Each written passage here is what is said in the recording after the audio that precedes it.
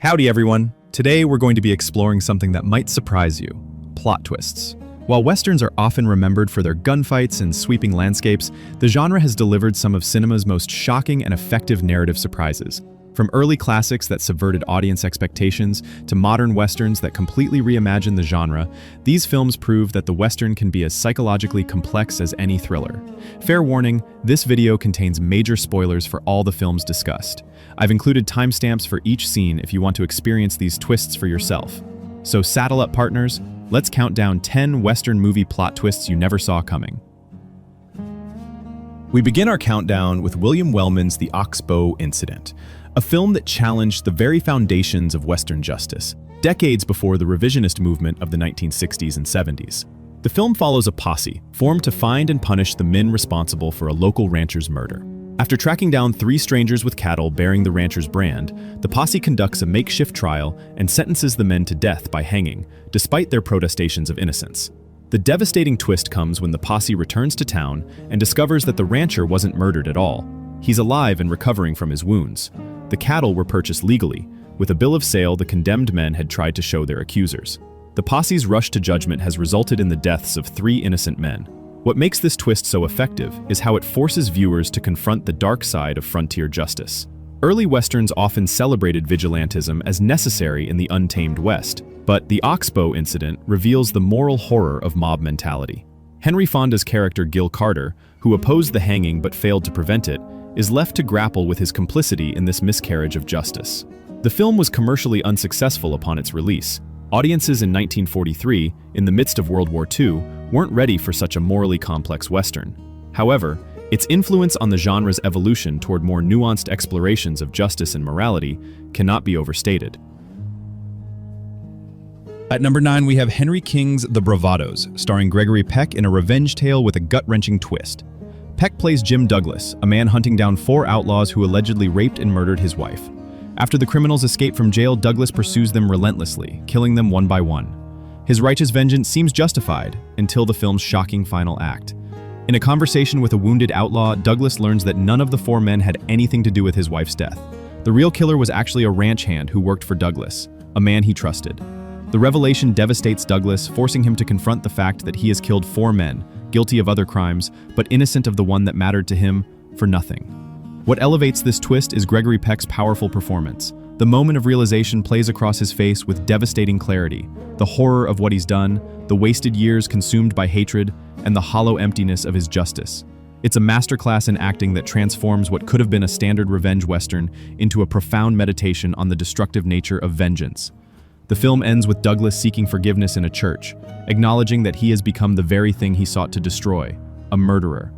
This moral complexity was unusual for westerns of the 1950s, pointing toward the more ambiguous narratives that would define the genre in later decades. Our 8th entry isn't a twist in the traditional sense, but rather an ambiguous ending that has sparked debate among Western aficionados for decades. The final scene of George Stevens' Shane. Throughout the film, the mysterious gunfighter Shane has tried to leave his violent past behind, only to be drawn into one final conflict to protect the homesteader family he's grown to care for. After defeating the villainous gunslinger Wilson and cattle baron Riker, a wounded Shane prepares to ride away. As young Joey Starrett calls after him, "Shane, come back!" Shane slumps in his saddle, continuing to ride toward the mountains. The ambiguity of this ending is the twist. Is Shane mortally wounded, riding off to die alone? Or is he simply wounded but choosing to move on, knowing he can never escape his violent nature? Director George Stevens deliberately crafted this scene to be open to interpretation. Visually, there are clues supporting both readings. Shane's slumped posture suggests a mortal wound, but he remains upright enough to continue riding. The cemetery he passes could foreshadow his death, or simply represent the life he's leaving behind. This ambiguity elevates Shane above many of its contemporaries, allowing viewers to project their own understanding of the gunfighter's code onto the ending. If Shane is dying, it's a tragic reminder that violence begets violence. If he's choosing exile, it suggests that men of violence have no place in civilized society. Alan Ladd's restrained performance makes this twist effective, his stoic farewell revealing just enough pain to keep the question open. It's a masterful ending that continues to resonate with audiences nearly 70 years later. At number 7, we have the most lighthearted twist on our list. The revelation at the end of A Big Hand for the Little Lady that turns everything we've watched on its head. The film follows a high-stakes poker game in Laredo, Texas, where 5 wealthy men gather annually for what they call the biggest game of the year. When traveling farmer Meredith and his wife Mary stumble into town, Meredith is drawn into the game despite Mary's objections. After betting their life savings, Meredith appears to have a heart attack while holding what might be a winning hand. Mary, who supposedly knows nothing about poker, steps in to play her husband's hand. After getting advice from a local banker and securing a loan by mortgaging their farm, she wins the massive pot with a full house. The twist comes in the final scene when we learn that the entire scenario was an elaborate con. Meredith and Mary are actually professional gamblers working with the banker, who isn't a banker at all. The entire heart attack and naive wife routine was a performance designed to swindle the wealthy poker players. What makes this twist so effective is how thoroughly the film misdirects the audience. Joanne Woodward's performance as Mary is perfectly calibrated. Her apparent transformation from disapproving wife to desperate gambler is entirely convincing. Henry Fonda similarly sells Meredith's apparent weakness and subsequent medical emergency. This twist works because it plays with Western conventions. We expect the story of an honest family taking on wealthy cattlemen to end with a straightforward moral victory. Instead, we get a sophisticated con game that reveals our own assumptions about honesty, wealth, and justice in the West. Our 6th entry comes from Clint Eastwood's directorial Western debut, High Plains Drifter, which features one of the genre's most supernatural twists. The film follows a mysterious stranger who arrives in the mining town of Lago and is hired to protect the townspeople from 3 outlaws seeking revenge. Throughout the film, the stranger's brutal methods and seeming omniscience create an unsettling atmosphere, suggesting he might be more than a typical gunslinger. The twist is never explicitly stated, but strongly implied through visual storytelling. The stranger appears to be the ghost or avenging spirit of Marshal Jim Duncan, who was whipped to death while the townspeople watched and did nothing. Flashbacks show Duncan's murder, and the stranger experiences visions of the whipping. In the final scene, as the stranger rides away from the town he has renamed Hell, we see the name Jim Duncan on a grave marker. What makes this twist effective is Eastwood's restrained direction. Rather than explicitly confirming the supernatural element, he leaves enough ambiguity for viewers to draw their own conclusions. The stranger could be Duncan's ghost, his brother seeking revenge, or simply a drifter who uses the town's guilt to manipulate them. This supernatural twist represented a significant departure for Western films of the era. While earlier Westerns occasionally incorporated Native American spiritual elements, the idea of an avenging ghost as protagonist was revolutionary. It allowed Eastwood to explore themes of guilt, complicity, and justice in a way that transcended the genre's typical moral frameworks. The film's biblical imagery, the stranger literally paints the town red and renames it Hell, reinforces the supernatural reading, suggesting divine punishment rather than human justice. This twist transformed what could have been a standard revenge Western into something more psychologically complex and morally ambiguous. At the midpoint of our countdown is a twist that reframes an entire narrative. The revelation in The Shootist is that legendary gunfighter J.B. Brooks is dying of cancer. The film opens with Brooks, played by John Wayne in his final role, seeking confirmation of a diagnosis from a doctor in Carson City. When Dr. Hostetler, James Stewart, confirms that Brooks has advanced cancer and only weeks to live, it transforms what might have been a traditional Western into a meditation on mortality and legacy. What makes this twist so powerful is its metatextual resonance. Wayne himself was battling cancer during filming, though he wouldn't succumb to the disease until 3 years later, lending his performance an authenticity and vulnerability rarely seen in his earlier work. When Brooks asks about the pain he'll face, the fear in Wayne's eyes feels genuine, because it was. The twist recontextualizes everything that follows. Brooks' final gunfight isn't about proving his skill or defending his honor, it's about choosing how he dies. Rather than suffering the indignity of a slow, painful death from cancer, he orchestrates a final confrontation that allows him to die as he lived, with a gun in his hand. Director Don Siegel handles this twist with remarkable restraint. There's no melodramatic music or excessive emotion, just 2 aging Western icons, Wayne and Stewart, discussing death with the straightforward dignity that defined their careers. The scene's power comes from its honesty and the weight of cinematic history embodied by its stars. This twist also serves as a metaphor for the Western genre itself, which by 1976 was seen as dying in the face of changing audience tastes.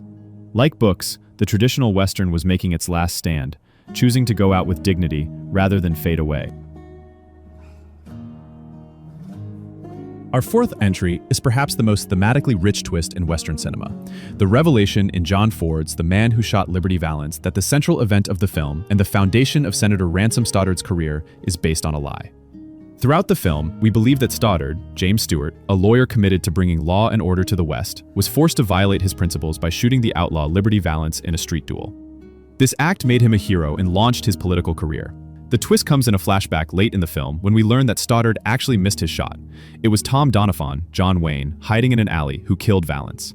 Doniphan kept this secret, allowing Stoddard to take credit because he understood that the territory needed Stoddard's idealism more than his own brand of frontier justice. When a newspaper editor learns this truth decades later, he chooses not to publish it, delivering the film's most famous line, "When the legend becomes fact, print the legend." What makes this twist so effective is how it challenges the very foundations of Western mythology. The film suggests that the civilized West was built not just on noble ideals, but on necessary fictions, stories that inspired progress even if they weren't entirely true. It's a sophisticated commentary on how history is written and how heroes are made. Ford's direction underscores this complexity. The flashback revealing the truth is shot from a different angle than the earlier depiction of the shooting, visually representing how perspective changes our understanding of history. The black and white cinematography, already anachronistic in 1962, emphasizes the film's concern with how the West was remembered rather than how it actually was. This twist elevates The Man Who Shot Liberty Valance from a simple Western to a profound meditation on American mythology and the stories nations tell themselves to make sense of their past. Our bronze medal goes to Clint Eastwood's Unforgiven, with a twist that doesn't involve hidden identities or surprise revelations, but rather a devastating character transformation. Throughout most of the film, William "Money" Eastwood is portrayed as a reformed killer who has put his violent past behind him. He's now a struggling pig farmer and widower who reluctantly takes one last job to provide for his children. Despite opportunities for violence, he shows restraint and even moral discomfort with his past deeds. The twist comes after Money learns that his friend Ned, Morgan Freeman, has been tortured and killed by Sheriff Little Bill Daggett, Gene Hackman. In the film's climactic scene, Money enters Big Whiskey's saloon, shotgun in hand, and we witness his complete reversion to the cold-blooded killer he once was. What makes this twist so powerful is how thoroughly it subverts the redemption narrative we thought we were watching. When Money declares, "I've killed women and children, I've killed just about everything that walks or crawls at one time or another," we realize that his earlier restraint wasn't moral growth. It was just his violent nature temporarily subdued. Eastwood's direction emphasizes this transformation through lighting and composition. The rain-soaked, darkened saloon creates an almost hellish atmosphere as Money methodically executes his enemies. His face, half hidden in shadow, reveals the return of a man we haven't truly seen until this moment. This twist challenges one of the Western's most cherished tropes, the reformed gunslinger finding redemption. Unforgiven suggests that violent men don't change their nature, they merely suppress it. When pushed far enough, the monster returns, perhaps more terrifying for having been caged. The film's final shot of Money riding away, with text telling us he may have moved to San Francisco to prosper in dry goods, offers no real comfort. The film we've seen his true nature, and no amount of domestic respectability can erase it. Our runner-up is the masterful revelation of harmonica's motivation in Sergio Leone's epic Once Upon a Time in the West. Throughout the film, the mysterious character known only as Harmonica, Charles Bronson, pursues the ruthless killer Frank, Henry Fonda, for reasons unknown. Harmonica offers no explanation for his vendetta, responding to questions about his identity with the names of men Frank has killed.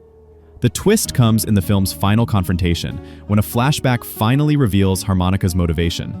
As a boy, Harmonica was forced to participate in his older brother's execution.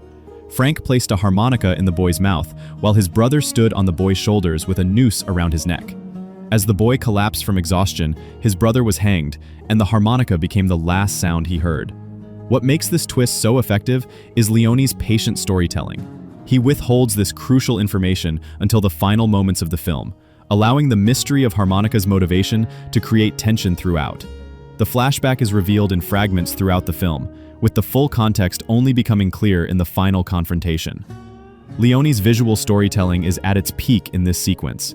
The extreme close-ups of eyes filled with recognition, the wide shots emphasizing the isolation of the characters, and the flashback's distinctive visual style all contribute to the emotional impact of the revelation. Ennio Morricone's score plays a crucial role as well. The harmonica motif that has recurred throughout the film takes on new meaning once we understand its origin, transforming from a mysterious character quirk to a powerful symbol of trauma and vengeance. This twist works on multiple levels. It's emotionally satisfying, visually stunning, and thematically rich. It transforms what might have been a standard revenge western into an operatic meditation on memory, trauma, and justice. And finally, at number 1, we have the most recent film on our list, Jane Campion's The Power of the Dog, with a twist that recontextualizes everything we've watched. The film centers on the tense relationship between rancher Phil Burbank, Benedict Cumberbatch, his brother George, Jesse Plemons, George's new wife Rose, Kirsten Dunst, and her son Peter, Cody Smith McPhee. Phil's cruel treatment of Rose drives her to alcoholism, while he develops an unexpected mentorship with the seemingly delicate Peter.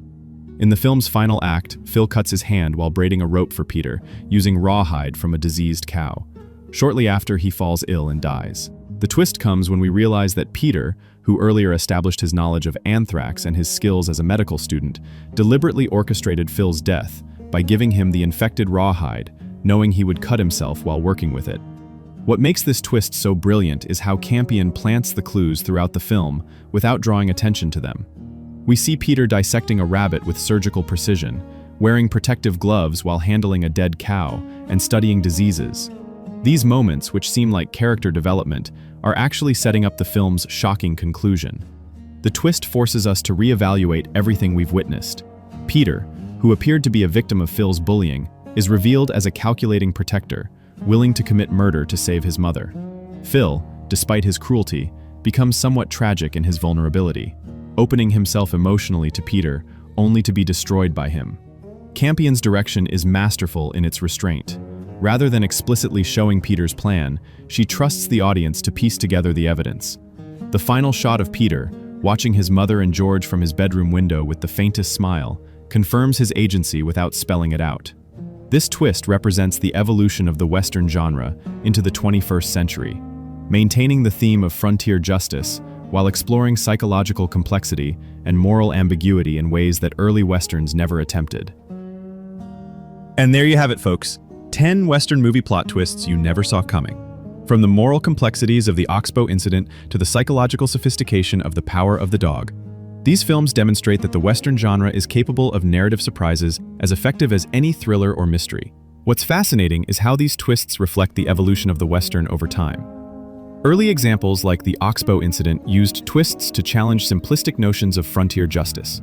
By the 1960s and 70s, films like The Man Who Shot Liberty Valance and High Plains Drifter were using twists to deconstruct Western mythology itself.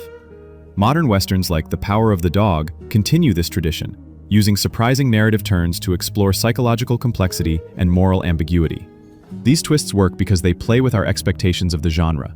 We think we know how Western stories are supposed to unfold. Good triumphs over evil, justice is served, civilization advances. When filmmakers subvert these expectations, they create moments of genuine surprise that can redefine our understanding of not just a single film, but the entire genre.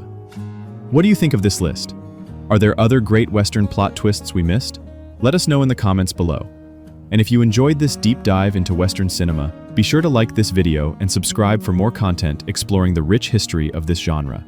Until next time, this is Slow Dusk, signing off.